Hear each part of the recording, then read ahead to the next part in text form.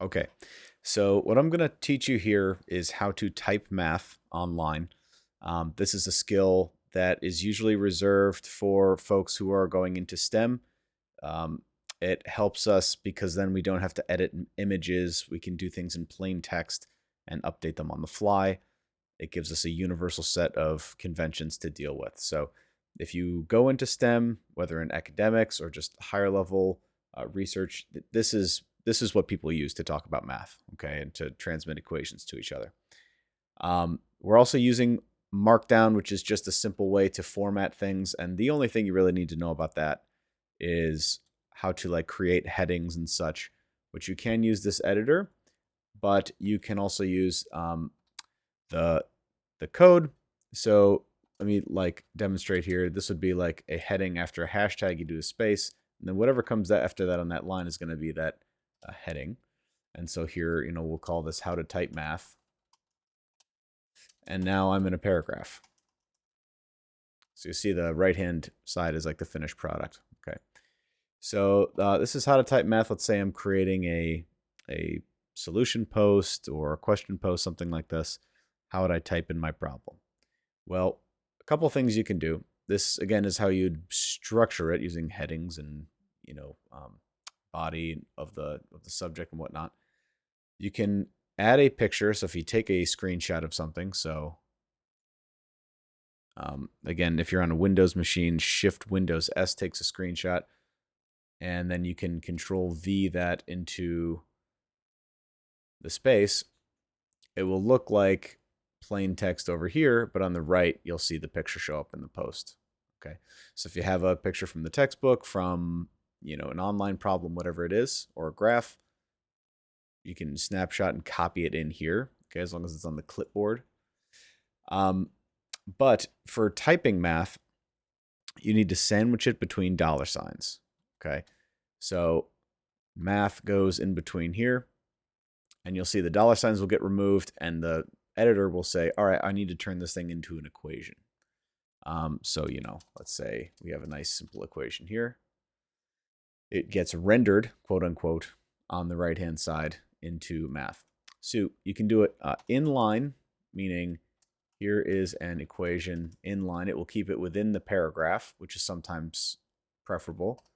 Other times, here is a display version, is when you do it between double dollar signs. And now it's a little bit bigger and out in the middle. Okay. So I'm going to give you some commonly used expressions that will help you kind of get over this learning curve. So there's a few things that they look weird at first because it is a pseudo coding language, but once you get the hang of it, you got the hang of it. Okay, so the first thing is fractions. Fractions. How do you spell words? There you go. So fractions, there's two ways to do it. You could do like this /frac, and then you see these squiggly brackets. Again, I need to put both dollar signs in there. That's a common issue, is not closing the math equation, okay? So slash, this backslash, which is above your enter sign, or your enter key. And then these two squiggles are for top and bottom. Okay, so whatever goes in the top, maybe it's 2x minus 1. And maybe the bottom we have something nasty like a square root. Well, I'll wait on that, actually. Let's just do something simple. All right, it goes /frac, top, and then bottom. All right, that's one way to do it. The other way to do it, and I don't highly recommend this, but it is a little easier, is using the /over. /over is going to take everything that's to the left and put it over everything that's to the right.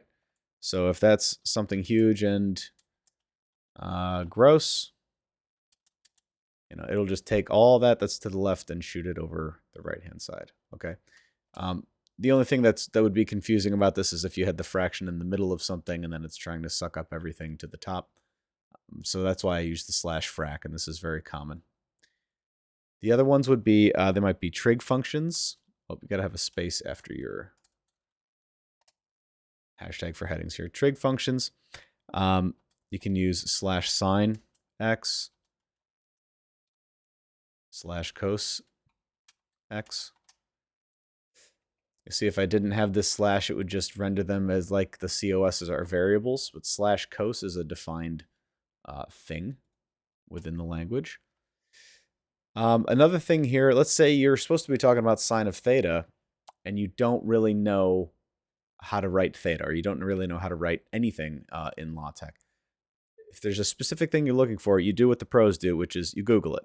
Okay, you just Google LaTeX and then the thing you're looking for. Let's say I'm looking for theta in LaTeX. Google it. Usually the first couple thing that comes up is going to be helpful. So, okay, here's the LaTeX command /theta. So now I know when I come in here, I didn't really want to be talking about x. I wanted to be talking about theta. That's /theta. Okay. And a little pro tip, if you don't want to be writing /theta a bunch of times, you can just use Control-C and Control-V on that thing and put it wherever. See, now here's an issue because this isn't inside the dollar signs, but if I sandwich that between dollar signs, now it will render it as theta. Okay. Some other things, exponential functions. This will be something like this. So if you remember, P of t, P equals AE to the KT. You'll see here what I've got going on. AE to the KT, where the exponent is enclosed in these brackets. Again, common issue. Common issue is not having that enclosed. If I just wrote AE to the KT like that, computer's going to think you just meant that first thing gets up into the exponent and not the KT. So got to enclose it within the brackets to tell it start here, end here. Okay. So that's for exponential functions. And then square roots are another common one. Square roots. And so something like this might be, y equals the square root of, again, squiggle brackets, 2x minus 1.